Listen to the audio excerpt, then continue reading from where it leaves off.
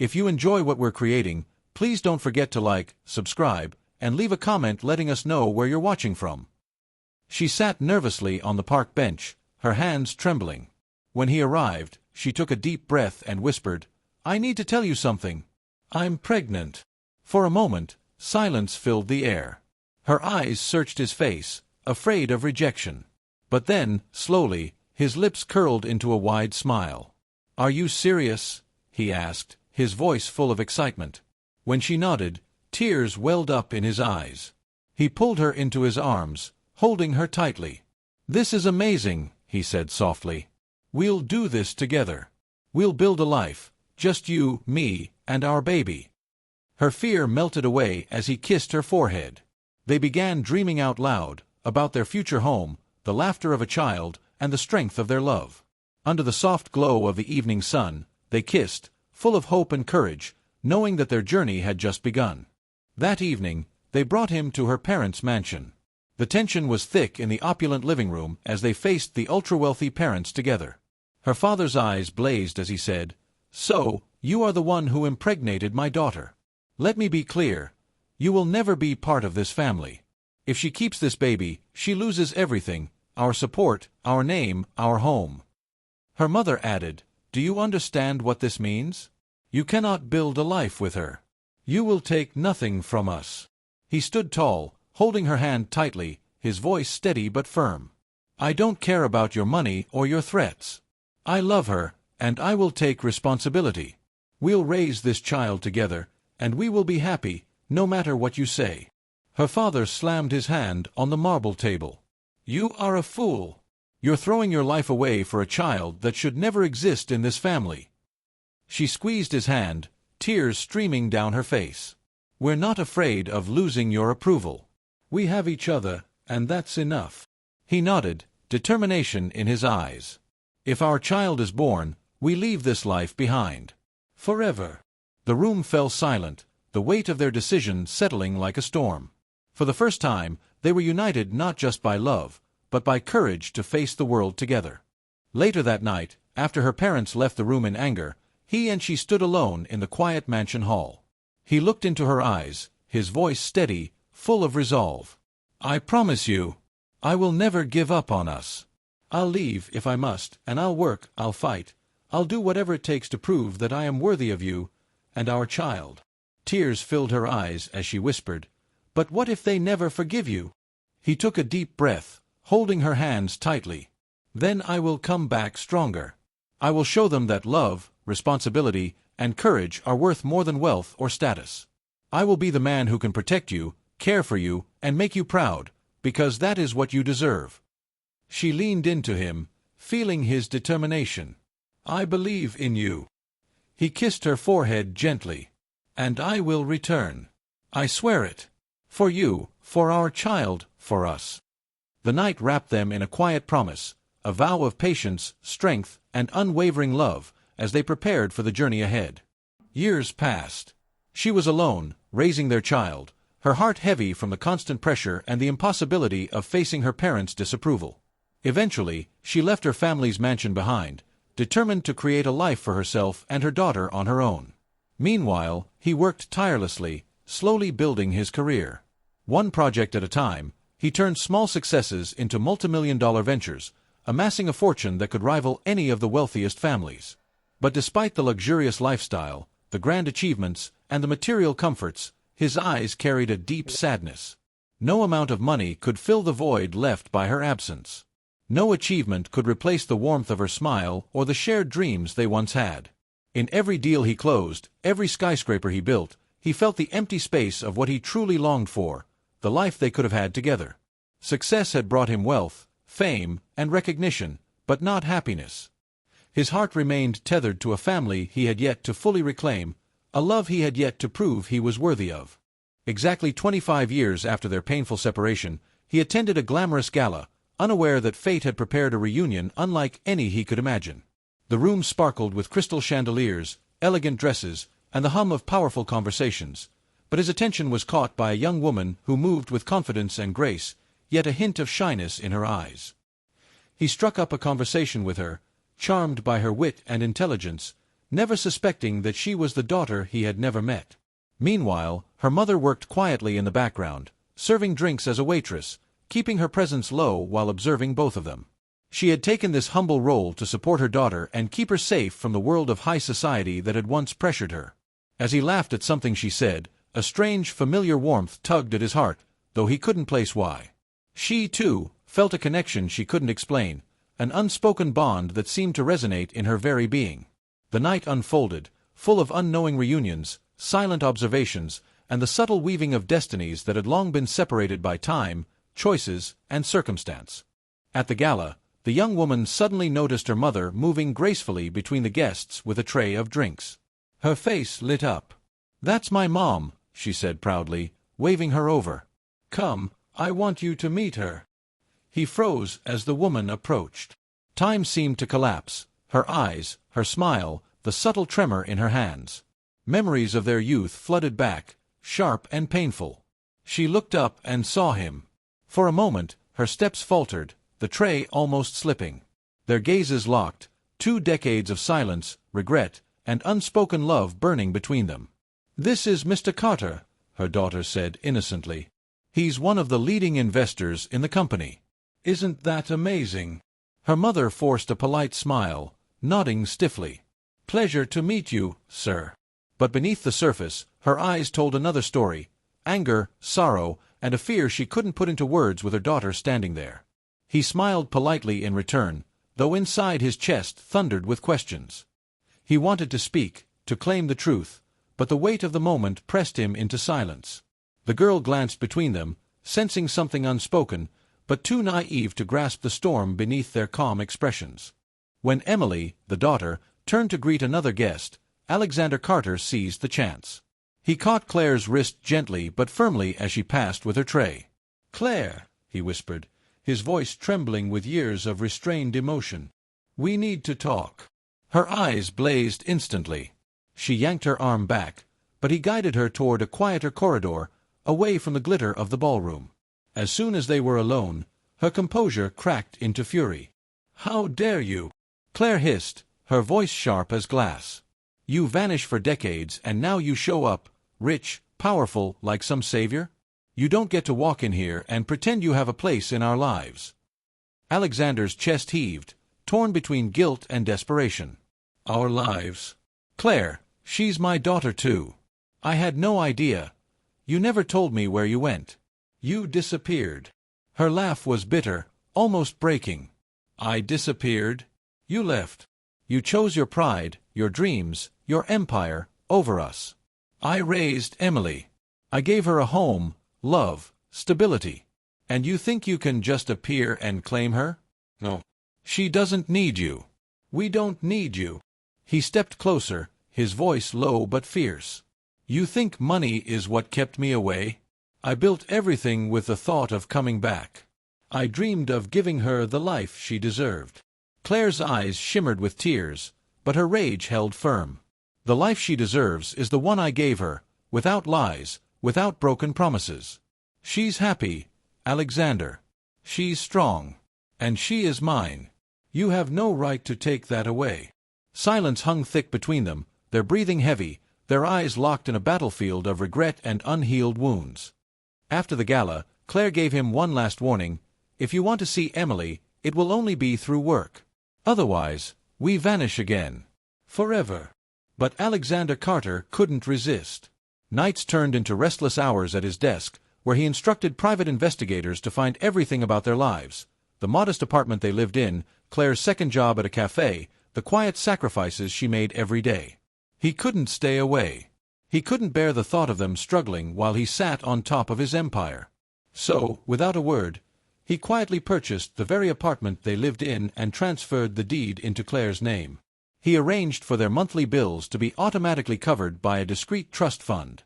All of it done in silence, in the shadows, an invisible hand trying to protect what he once lost.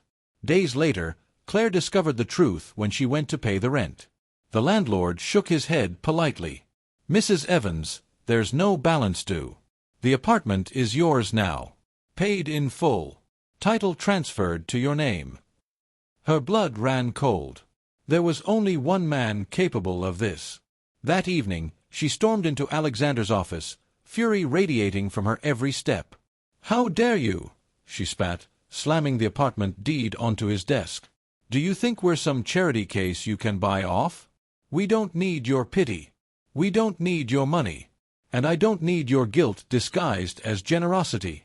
Alexander rose slowly, meeting her eyes.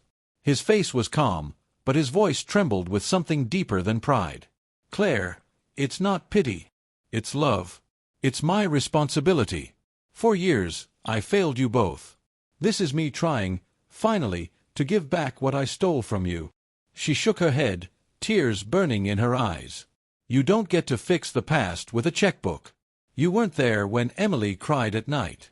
You weren't there when she needed a father. Don't you dare think money can erase that." The room fell into silence again, heavy with truth neither of them wanted to face.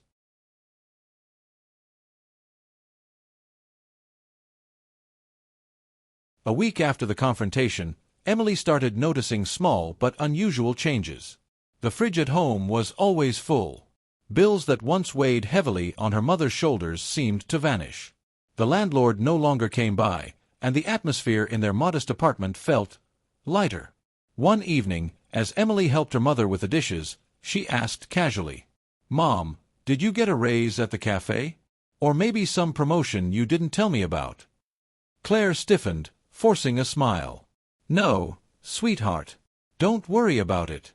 Just, things are working out better now." But Emily wasn't convinced. She'd seen the worry in her mother's eyes, the tension in her jaw every time the mail arrived. And now, she caught her mom staring at a folded paper tucked secretly into her purse, the apartment deed with her mother's name on it. Later that night, Emily quietly searched online, digging through property records, company names, and financial connections. Her heart raced when she saw the name, Alexander Carter. The same man she'd met at the gala. The realization unsettled her, though she didn't yet understand why. Why would such a powerful man be tied to their home, their bills, their very survival? The next day at work, she spotted Alexander again. Something in his eyes when he looked at her, soft, almost protective, ignited a storm of questions inside her. Finally, she confronted her mother. "Mom, what's going on? Why is Alexander Carter paying for our life? Who is he to us?" Claire froze, her face pale. For a long moment, she said nothing. Then, with a trembling voice, she whispered, "He's someone from my past. Someone who thinks he can make things right. But he has no place in our life now." But Emily wasn't satisfied. For the first time, she felt her mother was hiding something enormous. She sat nervously on the park bench, that could change everything. Her hands. Emily could no longer carry the weight of her suspicions. Determined to uncover the truth, she sent a simple message to both, "Meet me at our apartment tonight. Both of you." When Claire arrived and saw Alexander already there, her face drained of color. "Emily, what is this?" she demanded, her voice shaking. Emily stood between them, her fists clenched. "Enough secrets. Enough lies. I deserve the truth. Tonight. Both of you will give it to me."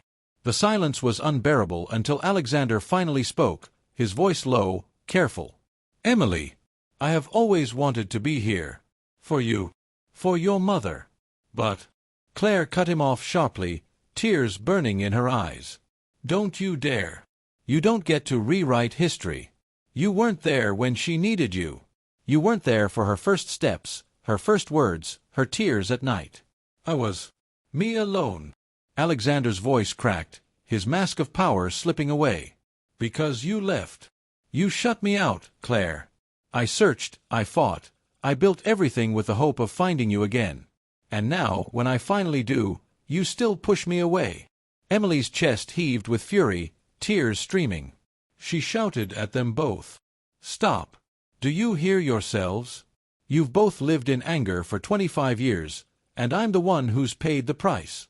I grew up without knowing my father, and without understanding why my mother was always carrying so much pain. And now I find out you both decided my life for me." Claire broke, covering her face, her sobs raw.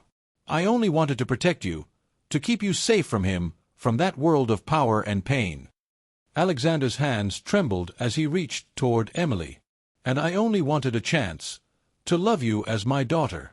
Emily stepped back, her voice trembling, torn between rage and longing. You both stole the truth from me. You both lied. And I don't know if I can ever forgive either of you. The room was heavy with grief, their voices echoes of years of silence, as three lives collided in one devastating release of love, anger, and regret. Emily's eyes darted between them, her face wet with tears. Her voice broke as she whispered, I can't do this. Not right now.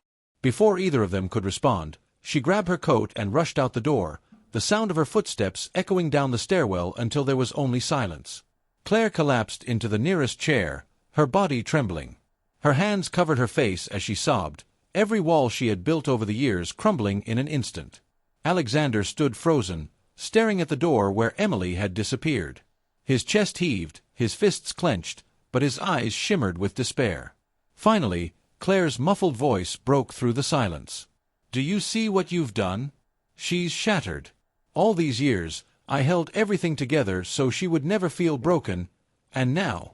Alexander knelt in front of her, his voice raw. No, Claire. We did this. Both of us. I failed you. I failed her. And I don't know if either of you will ever forgive me. But I swear, I will not walk away again. Even if she hates me, even if you never want to see me again, I will stay.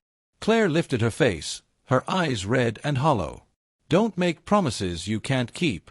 I don't think she'll ever let you in. Alexander's jaw tightened. His voice dropped, steady and full of conviction. Then I'll wait. As long as it takes. Because she deserves the truth. And she deserves both of us. The room fell into silence again, the weight of Emily's absence pressing heavily on them both. For the first time, they weren't enemies. They were simply two broken parents, bound by regret and the hope that their daughter might one day forgive them. Emily ran through the quiet streets, the city lights blurring around her. Her chest heaved, her breath sharp and uneven. Every step felt heavy, weighed down by the storm of anger, betrayal, and confusion that raged inside her. She wrapped her arms around herself, as if she could hold together all the pieces of her life that suddenly felt fractured. Memories of her childhood flashed before her eyes, lonely nights, whispered reassurances from her mother, the absence of a father she never knew. Her mind spun. Why didn't they tell me? Why all the secrets? The questions were endless, and the pain of lost years cut deeper than she had ever imagined. Eventually, she reached a small park, the only sound the distant hum of traffic and the rustling of leaves. She sank onto a bench, burying her face in her hands. Tears poured freely, unrestrained.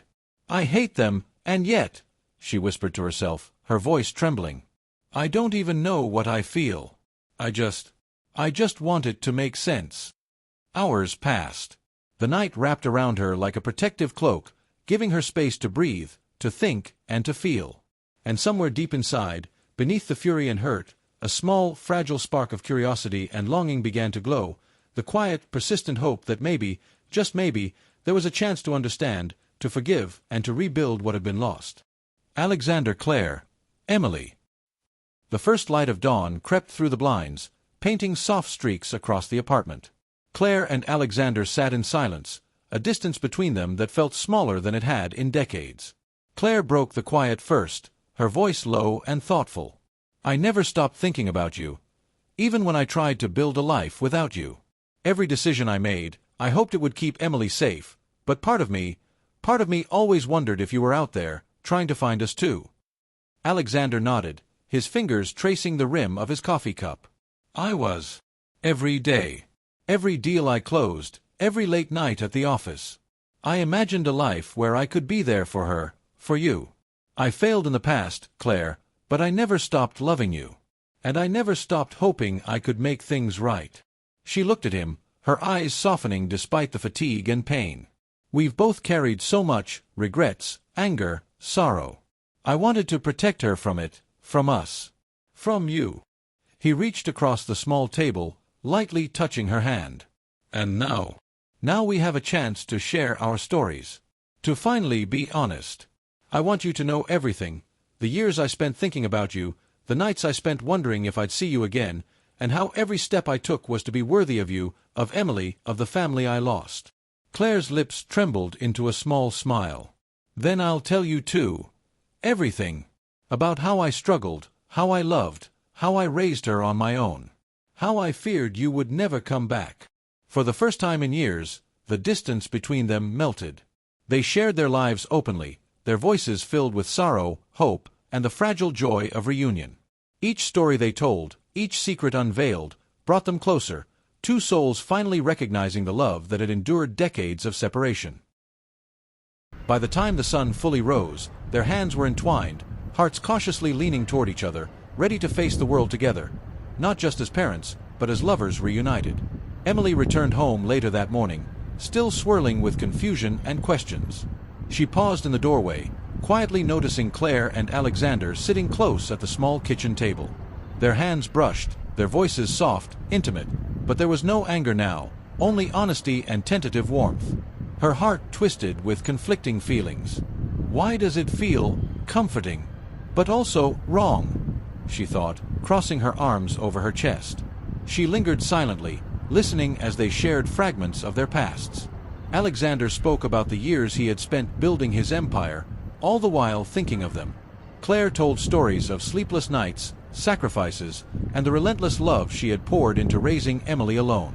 Emily felt her chest tighten, a mix of admiration, sadness, and unresolved resentment. Her mother had endured so much, and this man, this stranger in her life, had carried his own burdens quietly, unseen. Finally, Alexander looked up and caught her gaze. "Emily, you're here." Emily held up a hand, her voice firm but tinged with curiosity. "Don't. Not yet. I'm still trying to figure this out. Why everything feels so complicated." Claire reached out to her, gently placing a hand on her shoulder. "Take your time, honey. You don't have to understand everything at once. But know this, we both love you. Always have." Emily's eyes glistened, the first cracks forming in the wall she had built around herself. She didn't know what the future held, or how to feel about Alexander. But for the first time, she sensed the possibility of connection, a fragile thread of trust beginning to form. The three of them sat in quiet tension, the room heavy with unspoken truths, yet filled with a subtle, cautious hope that someday they could all find their way back to each other. Days turned into weeks. Emily remained cautious, keeping a polite distance, but she began to notice small gestures from Alexander, his patience, his attentiveness, the way he remembered tiny details about her life. He never overstepped, never demanded, but was always present in subtle, supportive ways.